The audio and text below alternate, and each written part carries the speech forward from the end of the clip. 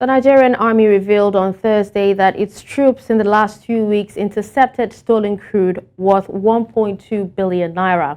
This is part of military plans to incapacitate terrorists from carrying out small-scale attacks on soft targets. Now, according to the Director, Defense Media Operations, Major General Edward Buba, the ongoing counter-terrorism and counter-insurgency operations have prevented these evil elements from accomplishing their strategic objectives.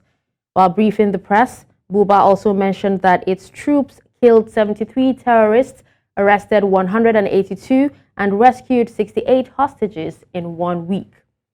He said that the army destroyed 63 illegal refining sites, arrested 14 suspected oil thieves, and recovered 962,500 liters of stolen crude oil. Now, security expert Femi Aratokun-Ale joins me from London, United Kingdom, for more on this. Thank you for joining me on the news. Thank you for having me. Good afternoon. Good afternoon. It's a pleasure. All right, so the Nigerian army revealed its troops in the last 2 weeks intercepted stolen crude worth 1.2 billion naira. Can you tell us what are your reactions to this latest achievement? We can see and we can equally tell from the body language of the federal government of Nigeria, the present administration, that they really want to work to make sure that they fulfill all their promises given during their mandate campaign about, countering and, mitigating terrorism acts in Nigeria, which they are actually doing at the moment. So we have to give, give a very good kudos to the Nigerian army for what they are doing. Not only the Nigerian army, but the member of the public working alongside to make sure that counter-terrorism is actually achieved should be commended as well. However, we need to look into what measures are they actually putting in place to stop all this oil theft from, all these criminals, and what kind of lessons that we learned from the past and what we're actually doing to make sure that, yes, punishment is actually given to criminals acting in this forum at the moment. All right, Femi, now on the strength of the recent achievements, now would you say Nigeria has effectively addressed the complex dynamics of insurgency, particularly small-scale attacks on soft targets like crude theft?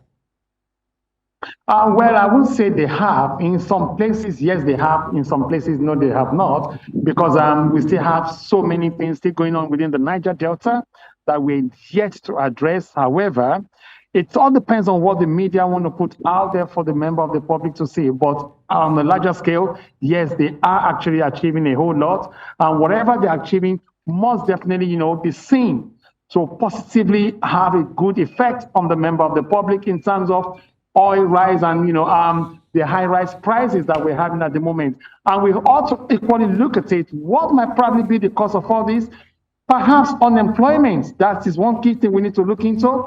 Food security as well should be part of what we need to look into, and other social welfare amenities must be looked into. So it is a general commitment for both the members of the public, the government of the states, and the federal government to work hands together with the Nigerian military and the security services to bring a lasting solution towards this. And not only that, we have to give it all to the fact that we have young, growing security studies students coming up. So we need to look for a way to make them inclusive in understanding how to work and mitigate security issues in Nigeria so that small-scale attacks could be a thing of the past in the country.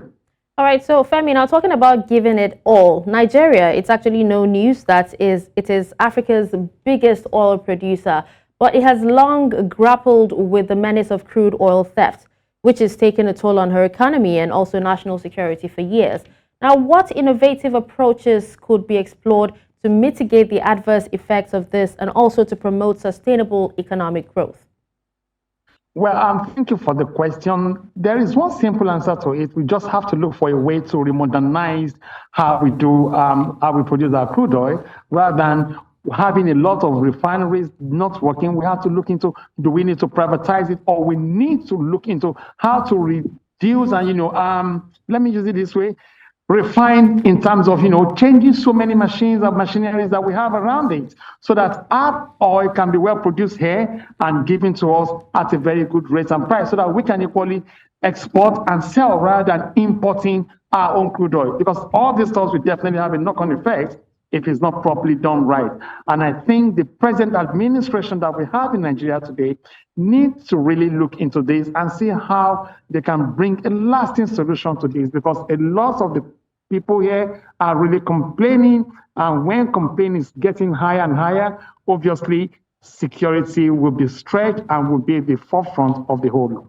All right, Femi, from everything you've said, it seems you believe that it is possible to eradicate oil theft completely in Nigeria. Absolutely. All right, so, but then how can the Nigerian government engage with local communities and also stakeholders to foster a sense of security and trust, particularly in regions heavily affected by insecurity?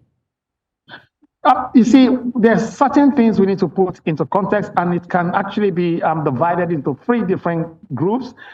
The upper sector, which is the state governments, the middle sector, which are just the community chairman and the other areas, and the youths, because those perpetrating these acts are the youth. They are not the older men and women in the society.